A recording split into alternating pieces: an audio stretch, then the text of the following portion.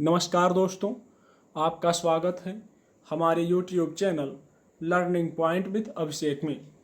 यहाँ आपको मिलता है प्रतिदिन शॉर्ट हैंड डिक्टेशन।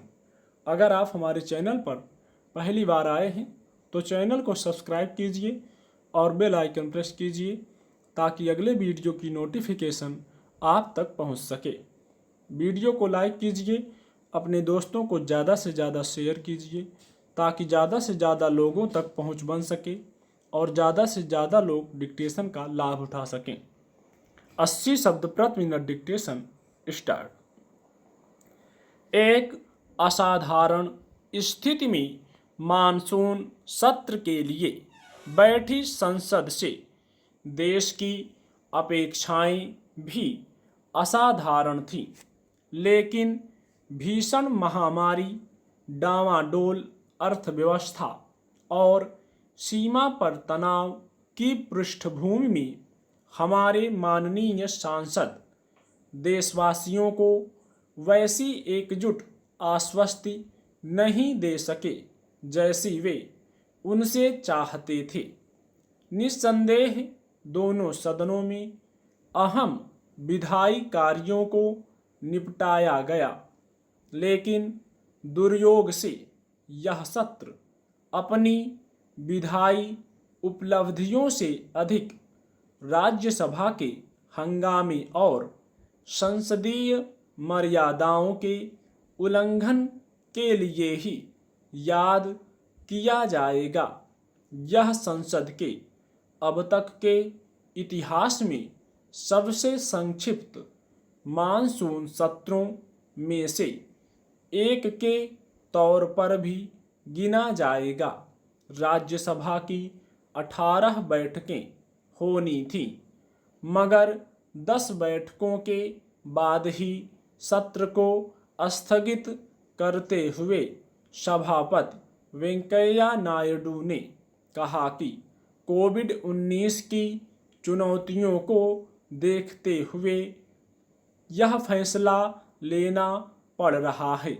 इसमें कोई दो राय नहीं कि इस महामारी से दुनिया भर में जान माल का भारी नुकसान हो रहा है और हमारे कई सांसद भी इस वायरस की जद में हैं।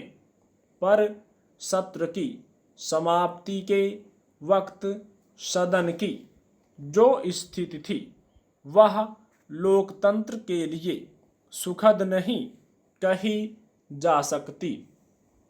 पिछले 68 वर्षों में हमारी संसद ने दुनिया भर को यह संदेश दिया है कि हम एक परिपक्व लोकतांत्रिक देश हैं और सत्ता व विपक्ष में तमाम नोक-झोंक असहमतियों के बावजूद हमारी संसदीय परंपरा में संवाद के जरिए आगे बढ़ने की पूरी गुंजाइश है।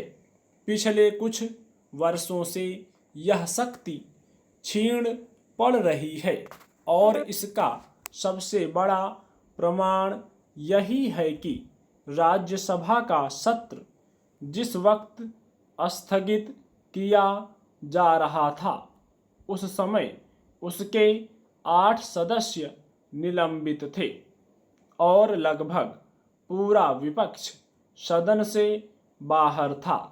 रवायत यह रही है कि सत्र के आखिरी दिन तमाम पार्टियों के सांसद आपसी राजनीतिक टकराहटों को भुलाकर एक खुशनुमा माहौल में अपने अपने क्षेत्र की ओर कूच कर जाते हैं, मगर इस कसौटी पर यह सत्र खरा न उतर सका।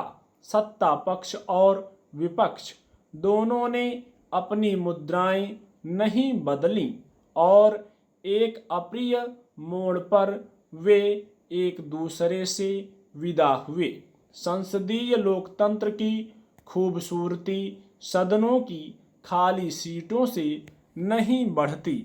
यह बात सत्ता पक्ष को ज़्यादा समझने की ज़रूरत होती है, खासकर संसदीय कार्यमंत्री की कुशलता इसी गतिरोध के दौरान आंकी जाती है। पिछले 2 दशकों में ही प्रमोद महाजन, सुषमा स्वराज, गुलाम नबी आज़ाद आदि ने कई बार इसी हैसियत से अपनी सरकार के लिए विपक्ष का सहयोग हासिल किया था, पर अब संसदीय गतिरोधों के दौरान यह कमी साफ साफ महसूस की जा सकती है। हमारा संविधान विशाल है और उसमें लगभग सबकी भूमिका वर्णित है, मगर हमारे माननीयों को यह भी याद करने की जरूरत है कि दुनिया के सर्वश्रेष्ठ लोकतंत्र किसी पवित्र पोथी से अधिक नैतिक विश्वासों, स्थापित परंपराओं और निजी आचरणों से संचालित होते हैं। संसदीय लोकतंत्र में सत्ता पक्ष से कम विपक्ष की जिम्मेदारी नहीं होती। जनहित के मुद्दों को अपने अपने नजरिए से पेश करने की भी एक मर्यादा है। राज्यसभा में बीते रविवार को जो घटा, उससे बचते हुए भी विपक्ष अपना प्रखर विरोध जता सकता था, मगर उच्च सदन के माननीयों ने इस मायने में निराश किया। दोनों पक्षों को भविष्य में यह ख्याल रखने की जरूरत है कि अधिकारों के अंधेपन में हमारी संसदीय परंपरा का जो कुछ सुंदर है, शुभ है, कोमलतम है, वह ना हारे। स्टॉप।